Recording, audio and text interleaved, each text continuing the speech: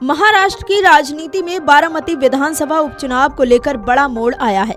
बारामती उपचुनाव में अब सुनेत्रा पवार की राह आसान हो गई है। ऐसा इसीलिए क्योंकि कांग्रेस ने ऐलान किया है कि वो इस उपचुनाव में हिस्सा नहीं लेगी। ये फैसला पूर्व उप मुख्यमंत्री अजित पवार के निधन के बाद सम्मान जताने के तौर पर लिया गया है। इस निर्णय के बाद अब बारामती सीट पर चुनाव का माहौल पूरी तरह बदल गया है। दरअसल कांग्रेस के वरिष्ठ नेता रमेश चन्नाथाला ने साफ कहा कि पार्टी ने अपने उम्मीदवार को मैदान से हटाने का निर्देश दे दिया है। कांग्रेस के उम्मीदवार आकाश मोरे ने नामांकन दाखिल किया था, लेकिन अब उसे वापस लिया जाएगा। नामांकन वापस लेने का आज आखिरी दिन था, इसीलिए ये फैसला अहम माना जा रहा है। कांग्रेस ने कहा कि ये उपचुनाव अजित पवार के दुखद निधन के कारण हो रहा है, इसलिए पार्टी ने सम्मान के तौर पर चुनाव नहीं लड़ने का फैसला लिया है।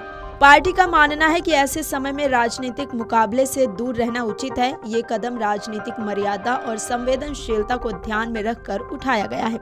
कांग्रेस के इस फैसले से पहले कई नेताओं ने कांग्रेस से चुनाव न लड़ने की अपील की थी। शरद पवार, सुप्रिया सुले और रोहित पवार समेत कई नेताओं ने कांग्रेस से उपचुनाव को निर्विरोध कराने की मांग की थी।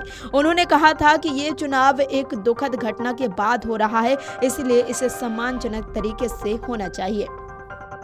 बारामती विधानसभा उपचुनाव को लेकर एनसीपी एससीपी प्रमुख शरद पवार ने कहा था, कांग्रेस ने चुनाव लड़ने का फैसला किया है। ये एक राष्ट्रीय पार्टी है, इसीलिए हम उनसे कुछ नहीं कह सकते, लेकिन अगर मुझसे पूछा जाए तो मैं कांग्रेस को ये सलाह देना चाहूंगा कि बारामती में चुनाव निर्विरोध हो तो सबसे अच्छा रहेगा। फैसला कांग्रेस को ही करना है।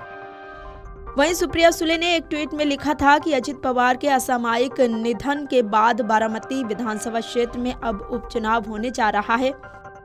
दुख और यादों के इस पल में बारामती में निर्विरोध चुनाव होना उनकी जनसेवा और समावेशी राजनीति की विरासत के प्रति एक गरिमामय और हार्दिक श्रद्धांजलि होगी। मैं कांग्रेस नेतृत्व से पूरी विनम्रता के साथ अपील करती हूं कि वे सम्मान और एकता की भावना से इस प्रस्ताव पर विचार करें।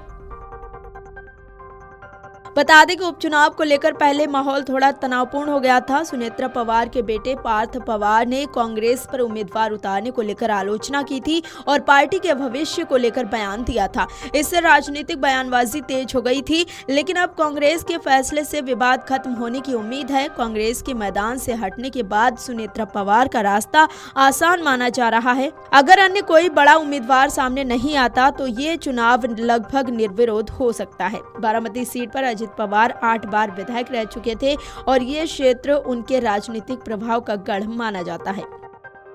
हालांकि कई मीडिया रिपोर्ट्स में दावा किया जा रहा है कि कांग्रेस के हटने के बावजूद बारामती में चुनाव टलने वाला नहीं है।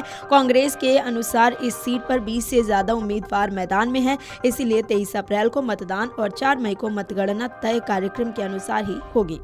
वीडियो डेस्क अमरउजाला.com। अगर आप ये वीडियो YouTube पर देख रहे हैं तो हमारे चैनल को सब्सक्राइब कर बेल आइकन दबाएं और Facebook पर देख रहे हैं तो हमारे पेज को लाइक करें।